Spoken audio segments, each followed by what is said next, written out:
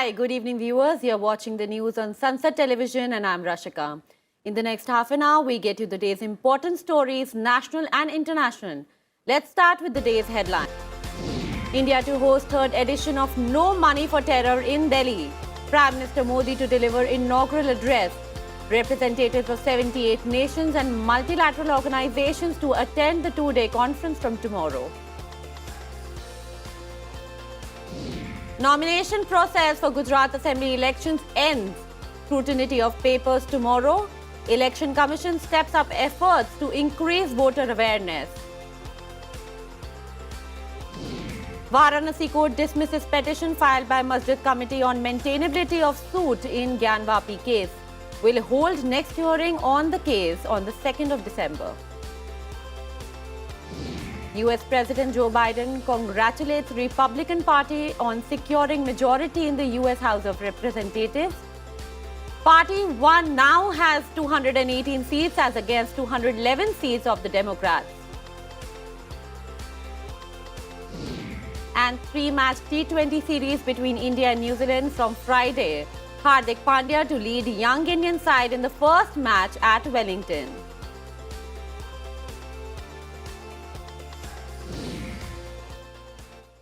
A look at important news of the day in our flash segment.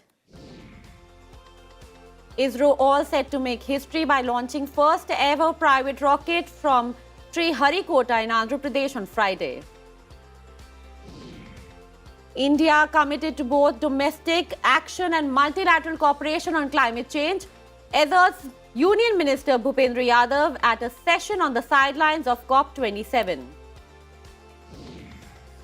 Members of Parliament renew their commitment to child rights, underscore need for sports for all-round development and inclusion of every child at virtual interaction session to mark Child Rights Week. Month-long Kashi Tamil Sangmam begins in Varanasi, event organized as part of the Azadi Ka Amrit Mahotsav to uphold the spirit of Ek Bharat, Shresth Bharat. Government rejects media claims that regulatory approval for Covaxin was rushed due to political pressure. Reports had claimed that Bharat Biotech had to skip certain processes to speed up clinical trials. Parts of North India expected to experience cold conditions in the next coming days. Northwesterly winds from the Himalayas to the Gangetic Plains expected to bring down temperatures. China continues to grapple with record COVID-19 cases. Industrial export hub Guangzhou faces country's largest outbreak. Sri Lankan Navy attacks group of Indian fishermen. One fisherman reported injured in his eye. At fourth meeting of Moscow format consultations, India and many other countries call for a truly inclusive government in Kabul and end of terrorism from the soil of Afghanistan.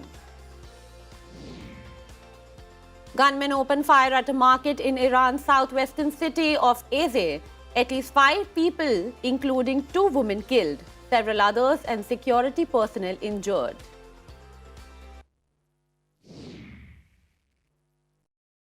Now news in detail. Prime Minister Modi will inaugurate the No Money for Terror conference in Delhi on Friday. The two-day conference will discuss ways to combat terrorism financing. Representatives of 78 countries and international organizations will take part in it. The Ministry of Home Affairs is hosting the conference on November 18th and 19th.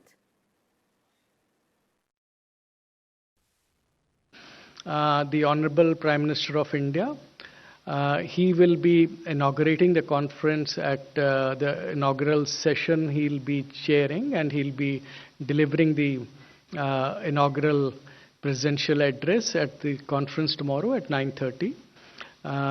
After this inaugural address by the Honorable Prime Minister, we have this conference has been divided into 4 sessions on different topics. The conference will focus on global trends in terrorism and terrorism financing.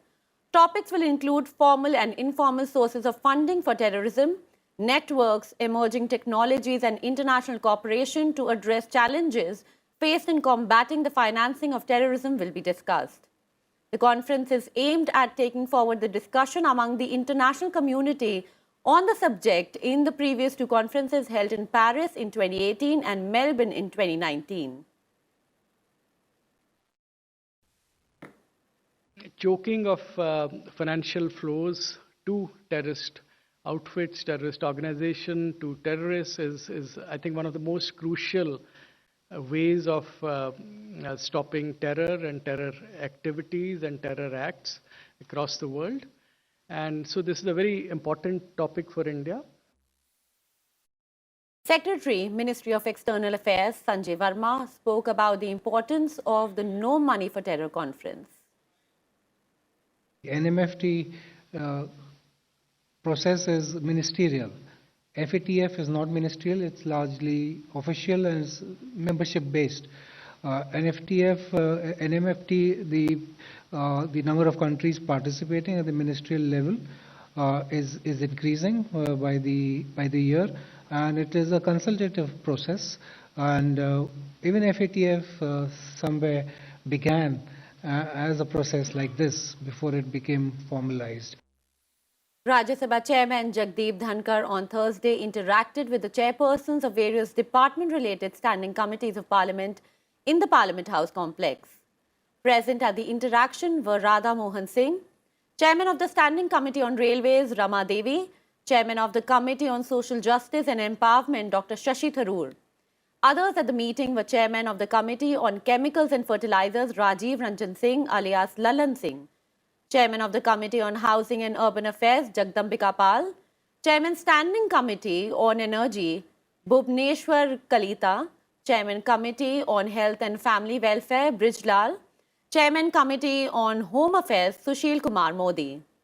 The meeting also included Chairman Committee on Personnel, Public Grievances, Law and Justice Sushil Kumar Modi, Chairman Committee on External Affairs P.P. Chaudhary and Chairman of the Committee on Transport, Tourism and Culture V. Vijay Sai Reddy.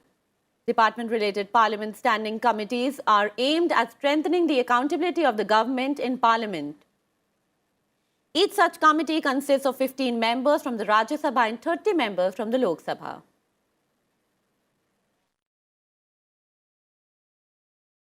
Now news from the election states.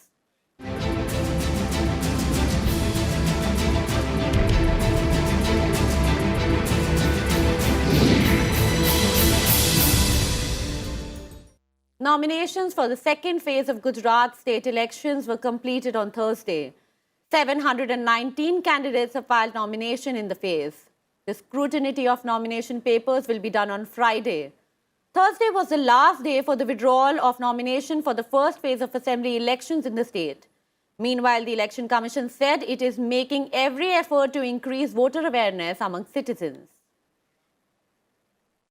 Now let's take a look at some other election-related news. BJP leader Alpesh Thakur has filed his nomination for the Gujarat elections. Chief Minister Bhupendra Patel was present at the filing of papers. BJP President J.P. Nadda, union ministers and chief ministers of party-ruled states will be addressing rallies in 89 constituencies of Gujarat. All these 89 constituencies are voting on 1st December in the first phase of the Gujarat Assembly elections. Congress candidate from Ghatlodi Assembly seat, Ami Ben Yagnik, filed nomination papers. She will be facing Chief Minister Bhupendra Patel in the contest.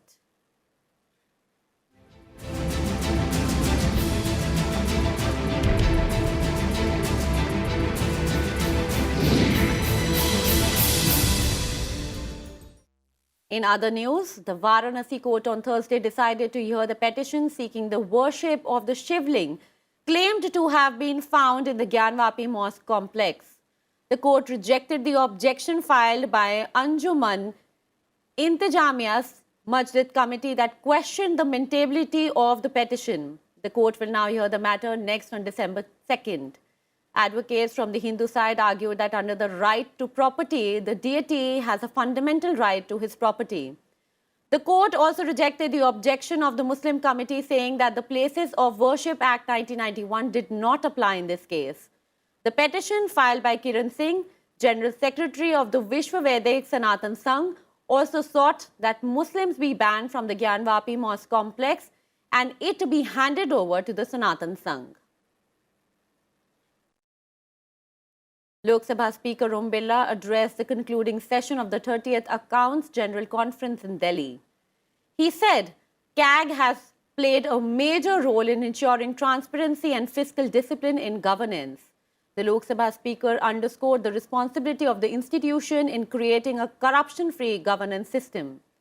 Om Birla also expressed a happiness that CAG is working in a fair, honest and authentic manner.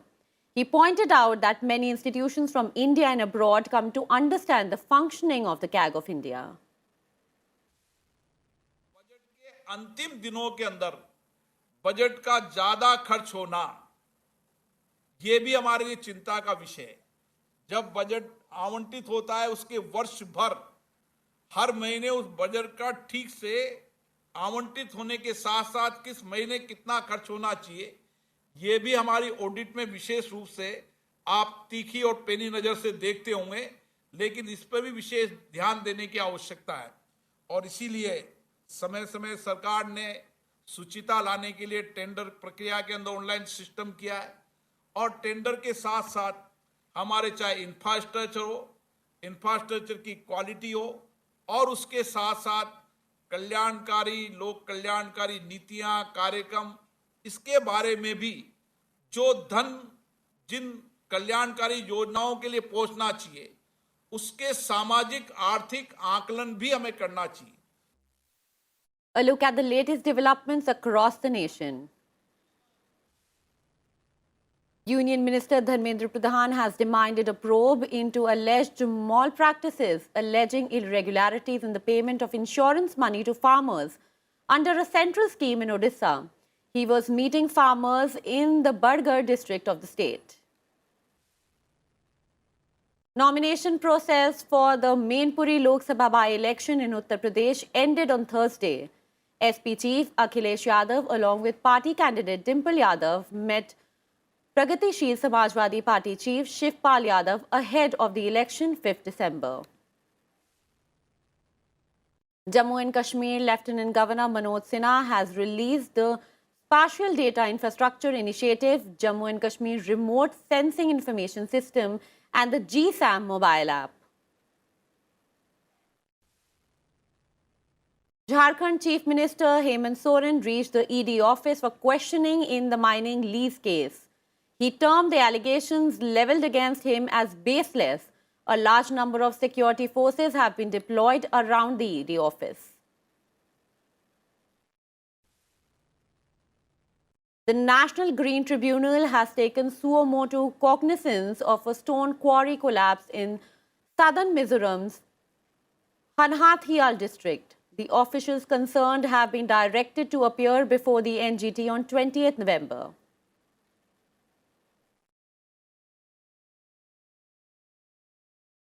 Now time for a short break. Stay tuned for more news on the other side.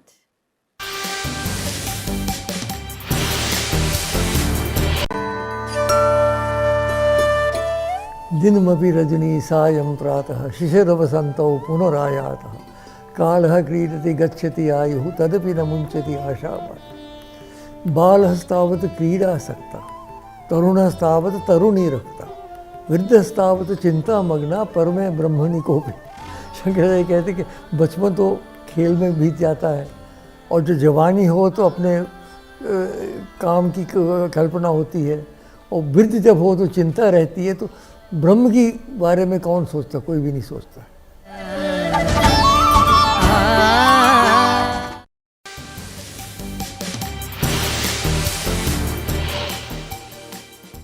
Welcome back to the news. Now take a look at all the latest from the Russia-Ukraine crisis.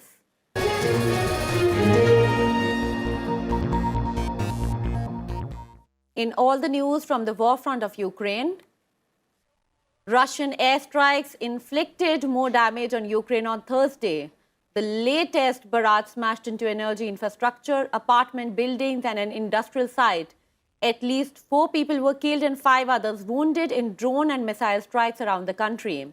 In Kyiv, the city's military administration said Air defenses shot down at least 2 cruise missiles and 5 Iranian-made exploding drones. The Russian strikes hit Ukraine's southern Odessa region and the city of Dnipro for the first time in weeks. Air raid sirens sounded all across the country. An infrastructure target was hit in the Odessa region. Multiple explosions were also reported in Dnipro, where 2 infrastructure objects were damaged and at least 1 person was wounded. The United States and its allies criticized Russia in the United Nations Security Council over missile attacks on Ukraine in a meeting a day after a missile that NATO said was a stray fired by Ukraine's air defense crashed inside Poland. 2 people were killed by the missile in a Polish village near the Ukraine-Poland border on Tuesday. The US said the tragedy would never have happened but for Russia's needless invasion of Ukraine and its missile assaults against Ukraine's civilian infrastructure. Ukraine is likely to get access to the site in southeastern Poland where a missile killed 2 people. Polish President Andrzej Duda said on Wednesday that access to the site of the explosion would require the agreement of both countries leading the investigation, that is Poland and the United States. US President Joe Biden has disputed Ukraine President Zelensky's comment that the missile that landed in Poland was not of Ukrainian origin. That's not the evidence, Biden told reporters. NATO and Poland have concluded that the missile that crashed in Poland was probably a stray one fired by Ukraine's air defenses. NATO ambassadors held emergency talks on Wednesday to shape a response to the blast. Polish President Andrzej Duda said there is no evidence that it was launched by the Russian side or that it was an intentional attack. The S-300 rocket made in the Soviet Union is used by both Russia and Ukraine. Ukrainian President Zelensky announced that the Black Sea grain deal will be extended by 120 days with the efforts of Turkey and the UN Secretary Antonio Guterres. The first snow of the season has fallen in Ukraine, but Kyiv is suffering from scheduled and unannounced electricity cuts. The regional governor has warned the situation could become difficult and that temperatures could drop to minus 10 degrees Celsius. And now news from other parts of the globe.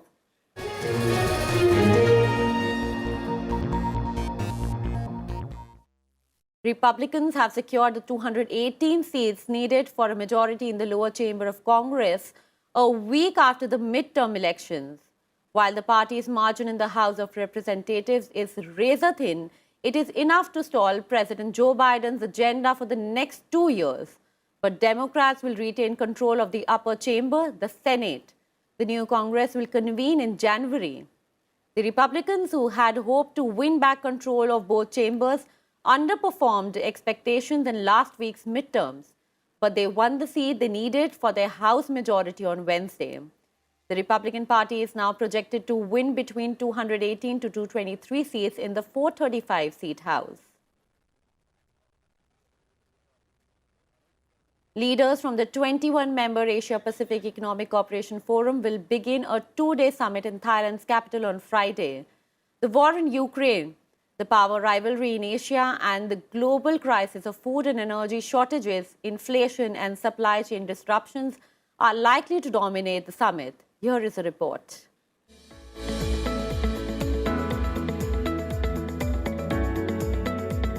Regional leaders and foreign ministers attended a ministerial meeting in Bangkok on Thursday as part of the Asia-Pacific Economic Cooperation or APEC Forum. It will be the last in a series of summits in the region that have been dominated by geopolitical tensions over the war in Ukraine.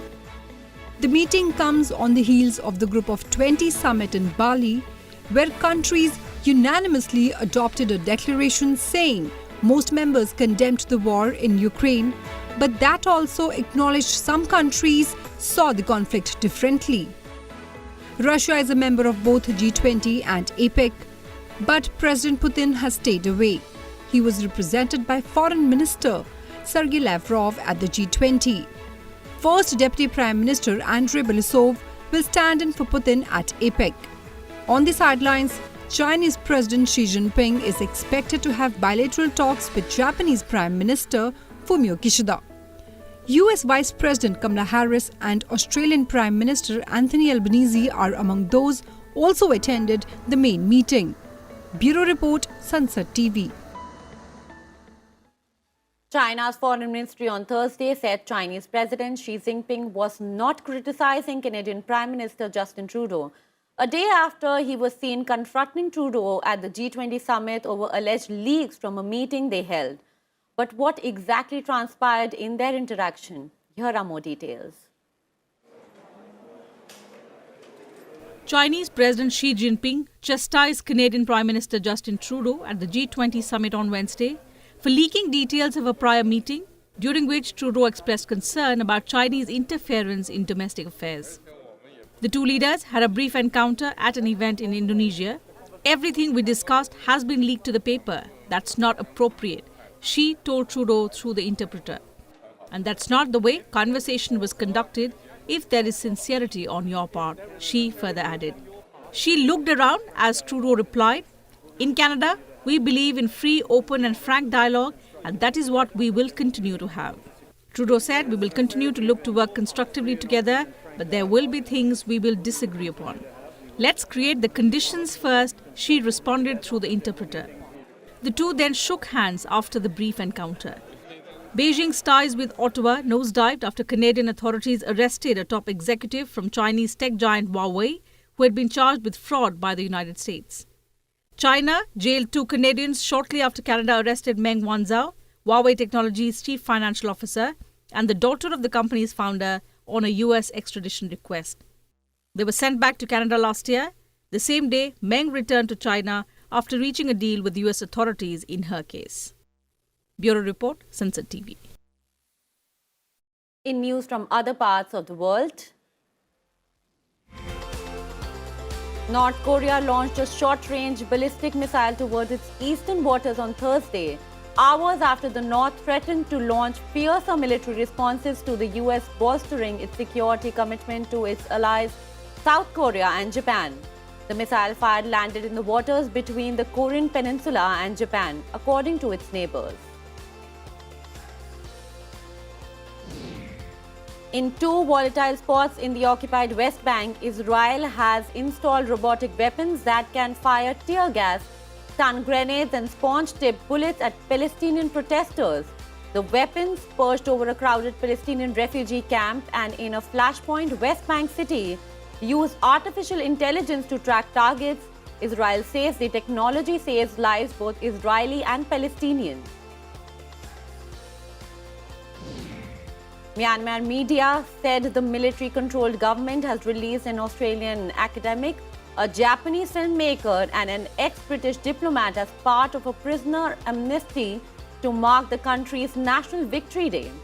A government spokesperson said Sean Tunnell, Toru Kubuta and Vicky Bowman, an unidentified American, had been deported. Tunnell, an associate professor in economics in Sydney, was sentenced in September to 3 years in prison for violating the country's official secrets law and immigration law. Defence Force personnel and international flood specialists from New Zealand and Singapore arrived in Australia and will be deployed across New South Wales as communities experience near-record flooding. Floodwaters in Forbes in the state's central west are peaking. 1,000 residents are still displaced and homes and businesses have been inundated. Dozens of inland towns are still at risk of major flooding.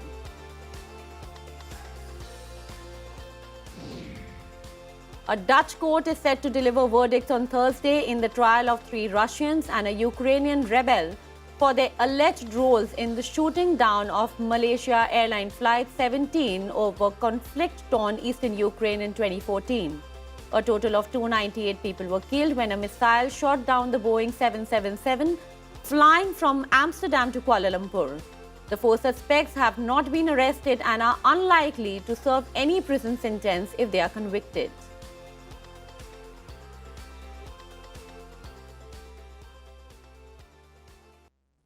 Now time for all the latest from the world of sports.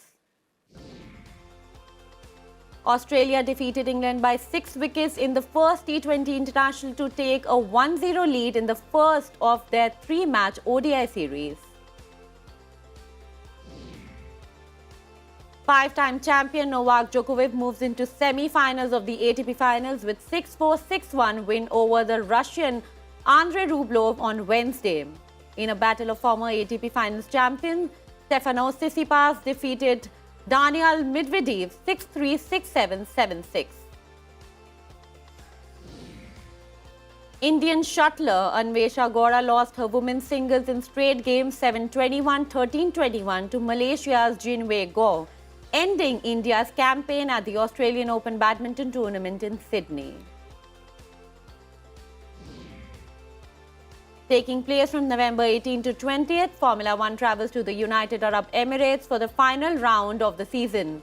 Four-time F1 champion Sebastian Vettel will make his 299th and final start this Sunday when the German plans to retire after the race.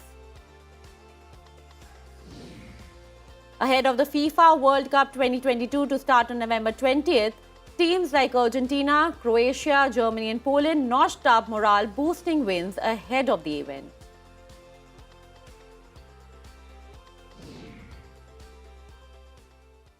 The bilateral series between India and New Zealand is starting on Friday. It is the first series for both teams after the recently concluded T20 World Cup.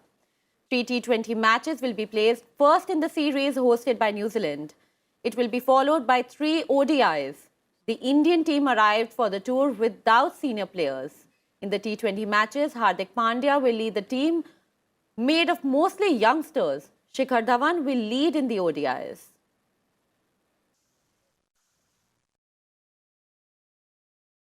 That's the end of the bulletin. Thank you for watching Sansad Television. Good night.